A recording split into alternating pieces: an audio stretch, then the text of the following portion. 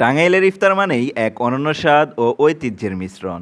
পবিত্র রমজান মাসে এলেই শহরের বিভিন্ন বাজার ও হোটেলগুলো জমে ওঠে বাহারি রকমের ইফতার আইটেমে। শহরের কেন্দ্রীয় বাজার, পুরাতন বাস স্ট্যান্ড, পাচানি বাজার সহ টাঙ্গাইলের বিভিন্ন জায়গায় মিলবে সুস্বাদু ও জনপ্রিয় সব ইফতার সামগ্রী। বন্ধুরা, এআরবি ট্রাভেলারের আজকের গল্পে থাকছে টাঙ্গাইলের জনপ্রিয় সব ইফতার আয়োজন। ভিউয়ার্স, এখন আমি রয়েছি টাঙ্গাইল পাচানি বাজারে। তো পাচানি বাজারটা মিষ্টির জন্য প্রসিদ্ধ হলেও কিন্তু এই পবিত্র রমজান মাসে আপনার বিভিন্ন ধরনের মুখরোচক খাবার এবং ইফতার আয়োজনে কিন্তু ভরপুর থাকে। তো চলুন আজকের ভিডিওতে আমরা দেখে আসি যে পাচানি বাজারের ইফতার আয়োজনে কি কি রয়েছে। টাঙ্গাইলের ইফতারিতে থাকে বাহারি রকমের মুখরোচক খাবার। জেলার বিখ্যাত চমচম যেমন মিষ্টির রাজা, তেমনি হালিম, চপ, বেগুনি, পেঁয়াজু, সমুচা, কাবাব, জিলাপি, দই বড়া সহ বিভিন্ন ধরনের লোভনীয় সব খাবার যেন ইফতার টেবিলের নিত্যসঙ্গী। এখানকার আরেকটি বিশেষত্ব হলো মসজিদ ও বিভিন্ন সামাজিক সংগঠনের উদ্যোগে আয়োজন করা হয় সামাজিক ইফতার, যেখানে ধর্মপ্রাণ মুসল্লিরা সবাই একসঙ্গে ইফতার করে পরস্পর ধর্মীয় ও সামাজিক সৌহার্দ্য বাড়ায়।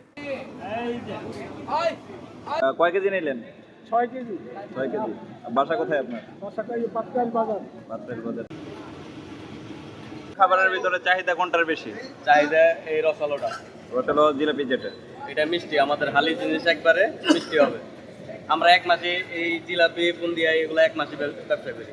তারপরে হ্যাঁ, তারপর কি এক মাসে মোটামুটি এটার মধ্যে আমাদের একমাত্র মুসলিম আমরাই এই বাজারের মধ্যে এই মিষ্টি এগুলো করি।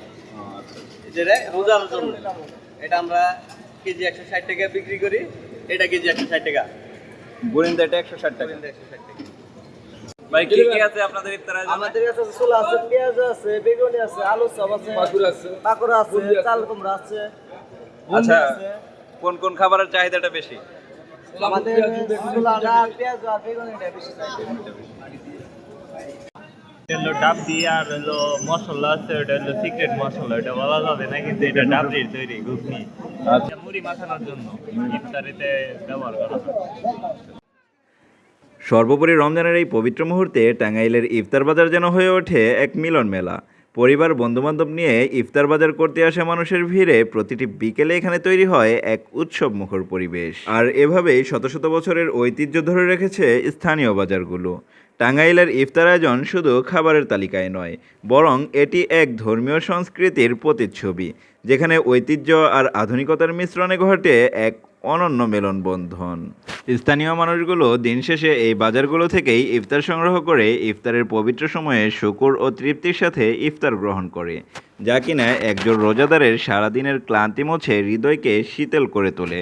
আল্লাহ তাআলা যেন আমাদের রোজা, ইফতার সহ সকল ইবাদতগুলো কবুল করে নেন এবং আমাদের রমজানকে করে তোলে আরও বরকতময়।